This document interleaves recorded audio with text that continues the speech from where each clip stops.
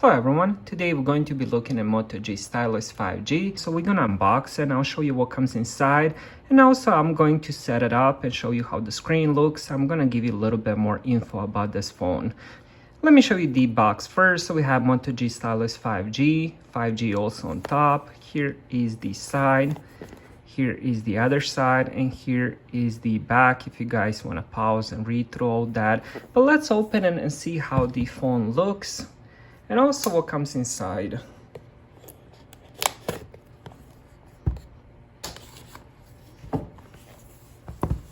And here we go.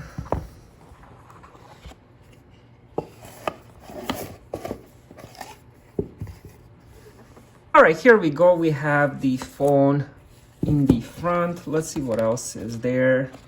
And then I'll show you, of course, the phone. Here we have some paperwork, SIM injector tool, and let's see the paperwork. We have some Lego safety and warranty. We have the starter guide.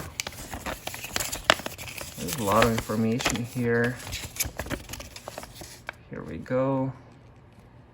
I believe I got the different language. Here is the English. And we'll also have another piece of paper. Let's put that on the side. Let's check the charger. This is the cable. Looks pretty long. We have USB Type A to USB-C. And let me remove it so I can show you guys better. So we have USB-C and this is USB Type A. And next we have the charger brick. This is what they call Turbo Power 10 charger. Has a 10, I believe that stands for 10 watts. USB Type A on one end. All right, next let's check the phone. It does have some weight to it. It's not surprising. It is a 6.8-inch screen. So let me peel this off.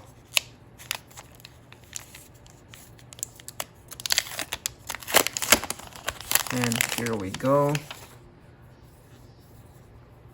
It does have some thickness to it as well. It is a gorgeous phone.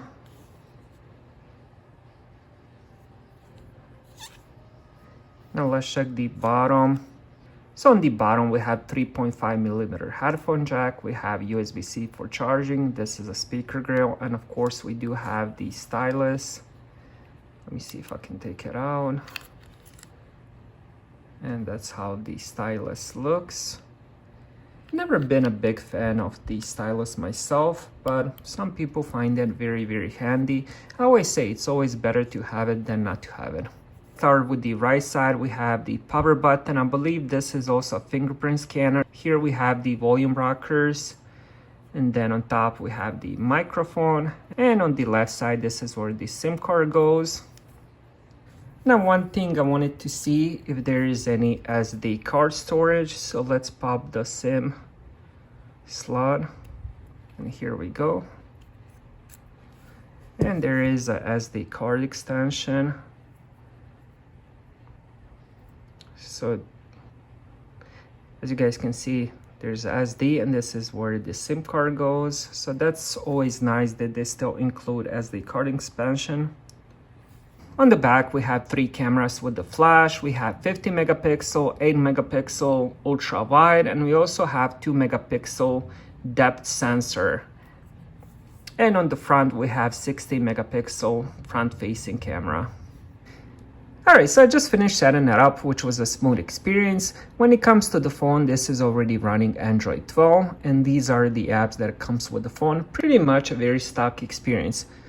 When it comes to the screen, it has a 6.8-inch FHD Plus Max Vision screen, 2460 x 1080 pixels. As you guys can see, the colors look very beautiful. I have the brightness set at about 70%. The screen also has 120 Hz refresh rate. You can also set it on auto. You can lower it to 60 Hz to conserve battery.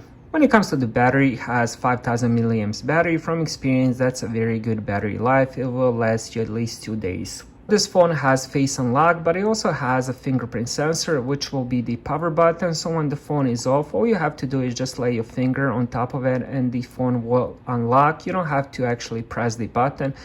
Now inside the phone, we have Snapdragon 695 octa-core processor, and depending on which version you have, for example, if you have 128GB storage, that comes with 6GB of RAM, but if you went with 256GB of storage, then you will get 8GB version. I'm excited to start using this phone. Thank you guys for watching.